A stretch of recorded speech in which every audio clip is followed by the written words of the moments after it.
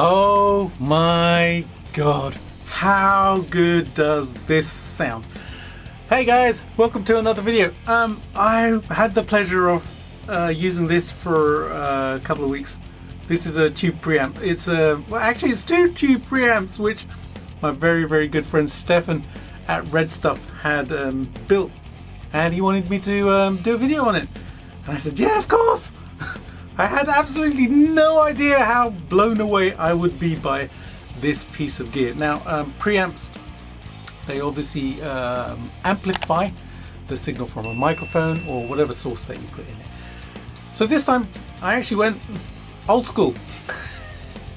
I plugged in mics in the other room and I recorded my amp with two microphones. And I'll tell you what, the first time I played through this and I was listening through the monitors in here, it was just unbelievable. You know, it felt like I was actually sitting in the other room with the guitar cab in front of me. It was that good. The dynamics were there, just the tone. Oh wow, holy crap. You know, I get excited about gear, but I didn't think I'd get that excited about a preamp. Total honesty there.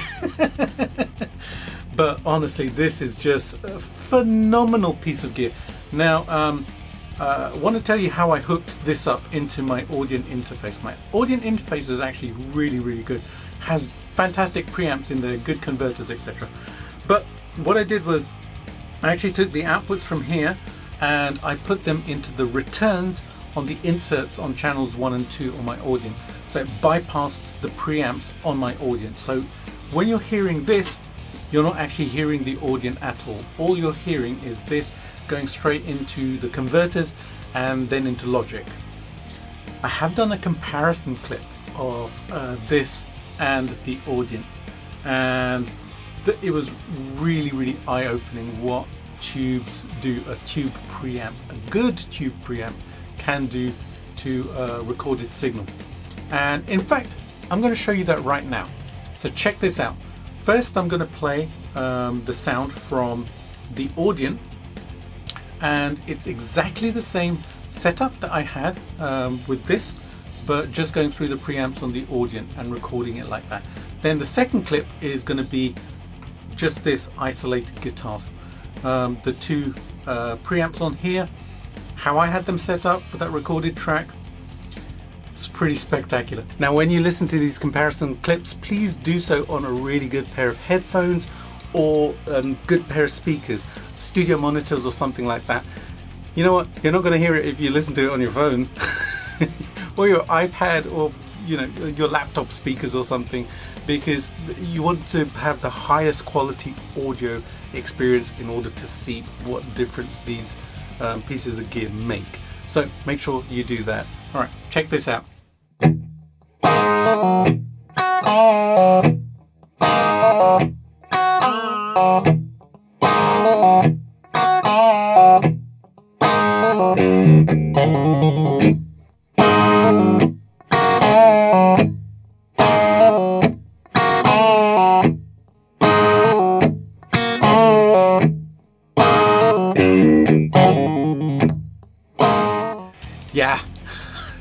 Yeah.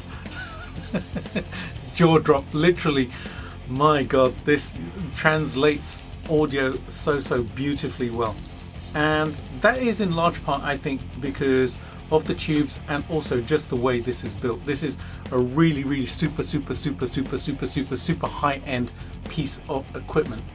So like I said, it's two preamps, dual preamps essentially, and it has a bunch of controls on it. I'll quickly kind of take you through the controls. So you have your input here, and then we've got a 20 dB pad.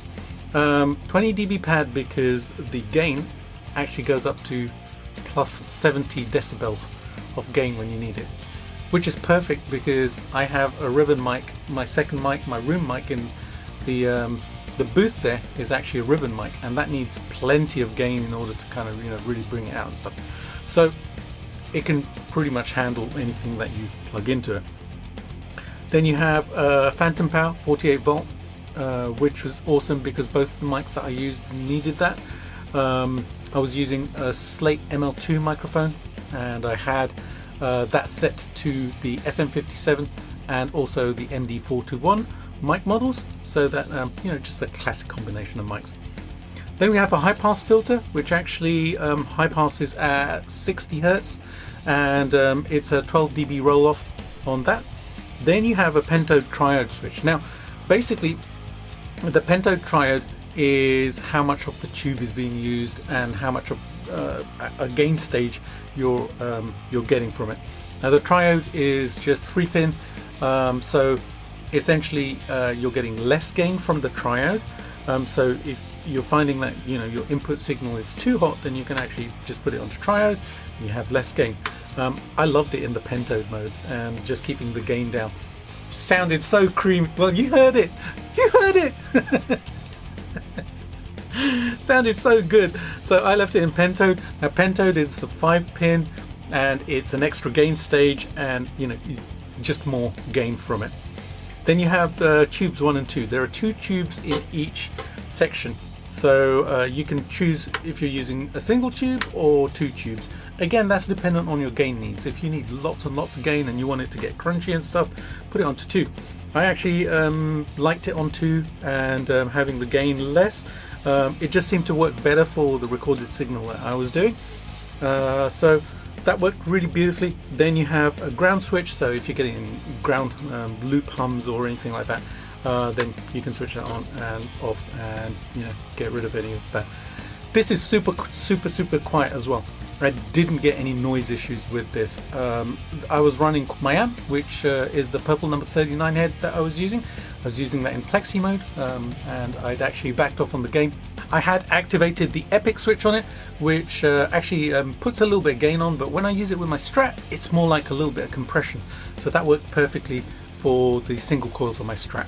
So it sounded beautiful. It didn't really add any kind of like overdrive or anything. It just literally kind of just a little bit of compression in the front there. And that's it. Then you have a gain, which dials in how much gain you have. Now it can get crunchy, so I had actually had it at about 2 or 3, maybe 2.5, and that was the sweet spot for me, because I didn't need my mics to get crunchy, because obviously, you know, I wanted a cleanish sound and I just wanted it to capture what was going on in the other room. And then you have a volume control, which is just a balance, and that's how much signal is actually going into the interface and then into DAW or your mixer or whatever you're using. And then you've got indicator lights, which actually tell you when the signal's going in and when it's getting hot and stuff. Just such a lovely piece of gear, and very simple on the back. You just have 2 outputs and a couple of fuses, and this in the middle is for the power supply. The other thing that I did with this was recorded my bass guitar part as well. And I literally just went into the front end of channel 1, used the gain control and the volume, and that was it. I used a couple of compressors in Logic, and that was my bass sound. I didn't have to apply any EQ or anything. Now this is a tube preamp, so essentially my bass was going through the tubes, and it just sounded really super punchy, super warm, and all of the dynamics, and I could hear frequencies which I haven't heard from my bass when I've recorded, you know, DI into my Audient or any other interface. So it did an absolutely beautiful job with the bass as well. Now you can use any audio source into this. Stefan was actually telling me that he ran a stereo mix of some drums into here and then recorded it into his DAW, and it just sounded absolutely fantastic. I think I'm going to buy one of these this year. In fact, I've already told Stefan that I'm going to buy one of these. It's that good. Honestly, you know, when I compared it to the sound of the Audient is excellent. It does a beautiful job. But this, oh man, it just sounds so lush and beautiful and alive. Just a great piece of gear. So if you're looking for a tube preamp, definitely check this out.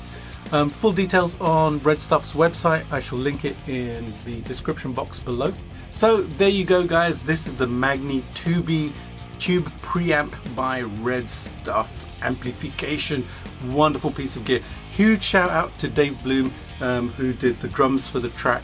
Sounded absolutely amazing. Go and check his YouTube channel out and his social media and stuff. He's a fantastic drummer, and yeah, you really should check him out.